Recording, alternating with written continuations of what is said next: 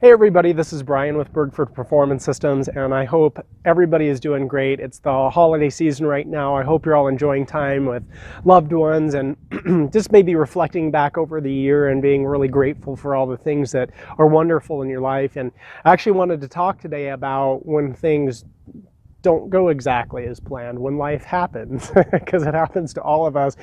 And the reason I was thinking about this was because I was in West Palm Beach recently, traveling down there, and the day after I arrived, I I woke up and realized there was no power in the hotel. And a lot of times power, little surges, things happen, whatever, and the power comes back on pretty quickly. Well, that was not the case here. So the power ended up being off like the entire day. And what was fascinating to me is just getting to watch the reactions of all the people that were at the hotel, most of whom were tremendously upset, very frustrated, angry at the staff, lingering in the lobby, just venting frustrations, and it just like kept going on and on. I was kind of amazed by this, and I saw it as a great opportunity to go down and lay by the pool. You know, like what else am I going to do? I have no lights in my hotel room. There's no Wi-Fi, so I can't do any actual work. And so I'm like, you know what? I'm going to go lay out. And Colorado is a beautiful sunny place, but at this time of year, as many of you know, you're not going to lay out by the pool. It's a little too cold for that. So I actually loved that opportunity, but it's interesting, again, watching so many people get really upset about this little situation that in the grand scheme of things, in the scheme of the universe and life itself, is not particularly consequential. And I remember walking up a stairwell, and I encountered this gal, and she looked put together and professional, and so I just greeting people as I passed said, how are you doing? And she said, not good. No power at a hotel, it's an abomination. And I was like, okay, I hope you have a better day. Like, I don't know what to say to that. Because what was interesting is there was an Indian couple there having their wedding, and all their family was there. I mean, they're having their wedding, which is a much more consequential type of event than what this gal coming down the stairway, I'm sure, had going on.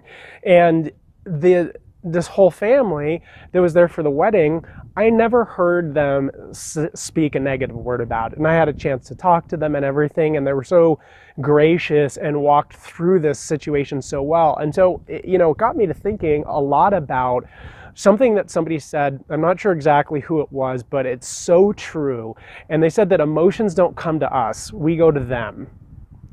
Emotions don't come to us, we go to them. And I've found that to be very true, because you find people that are typically joyful and express a lot of happiness and gratitude, and it's like they always end up there. Even when situations go sideways, they don't get completely bent out of shape. They might get a little bit upset, but they always find their way back to a place of being grateful and happy.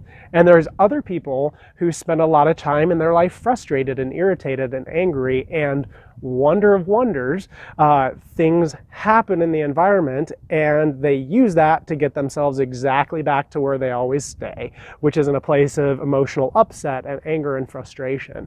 And so it really made me think about these people that I'm running into in the hotel. The way they're responding to this situation is probably fairly typical of how they respond to a lot of other things in their life. And it also made me think about the price that we put on our happiness and on our joy. I mean, let me ask you, like, how cheap is your joy? What will you sell it for? What will you sell your happiness for? Your love, your zest for life? What's it worth to you? And what would you let it go for? Because I feel like some people, you watch them and it's like, geez, that was like at a yard sale price, right? You just let go of all your joy because of this little thing that happened. And so what if when situations came up that you used to let steal your joy, you said something like, you know what, I'm sorry, that's actually not for sale. There's no way I'm letting that go. Yeah, no, you're not going to talk me out of it. That is not for sale, period. Because that's the choice that we all have. right? What we bring to a situation when something pops up that's unexpected, what do we bring to the situation? It's probably going to be our typical emotions. And recognizing that that is a choice and that like life isn't happening to us. I mean, it can if we let it, or we can recognize, you know what, something popped up. Maybe this is just the perfection of something greater that could happen right now. And one of the powerful things that you can do in imperfect times is to utilize questions very strategically and ask yourself things like, you know, when I was at the hotel, I remember asking myself, like, what opportunities does this open up that wouldn't have been available to me before? One of which was going down to the pool. The other one was I was like, all right, I got to pack all my electronics, my laptop, different things. I got to take my chargers. And I walked into town, and there's a really nice little center there for those of you who know West Palm Beach well. And I went into different shops and stores and met people that I never would have met if I was hunkered down in my hotel room, and it became a tremendous blessing. But it had a lot to do with how I responded when that situation went very different than how I was anticipating spending my day.